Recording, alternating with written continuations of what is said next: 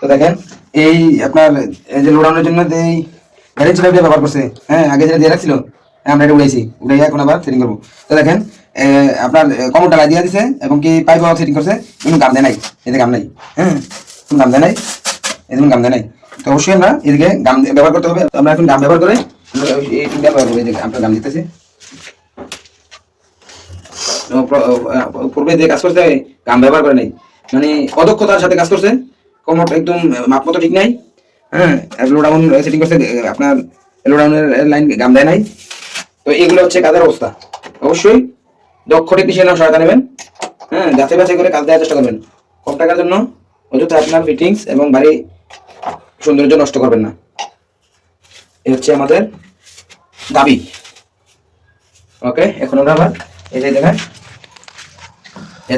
তারপর আপনার আগে কিন্তু একবার ওয়ালের সাথে চাপা দিছে, তো ওয়ালের সাথে চাপা দিলে হয় কি, লোডাউন যখন সেটিং করি তখন লোডাউনের প্রায় 1.5 ইঞ্চি দূরে আপনার লোডাউনের আউটপুট থাকে। তো সেক্ষেত্রে আপনারা অবশ্যই এই যে ওয়াল থেকে 3 ইঞ্চি দূরে দেওয়ার চেষ্টা করবেন, যাতে আপনার টাইলস করার পরে 1.5 ইঞ্চি ক্লিয়ার থাকে। 1.5 ইঞ্চি ক্লিয়ার থাকলে আপনার লোডাউনের সাথে সঠিকভাবে আপনার কানেকশন করা যায়। আর যদি এই যে ওয়ালের সাথে করেন, পরবর্তী লোডাউনের পাইপ বাঁকা করে সেটিং করতে হয়, জিনিস দেখতে বিশ্রী, ব্যবহারে শান্তি নেই। তো অবশ্যই এগুলো খেয়াল রাখবেন। দক্ষ টেকনিশিয়ানের সহায়তা নিন, আপনার জিনিসকে আপনি সেফটি যুক্ত রাখুন। ওকে।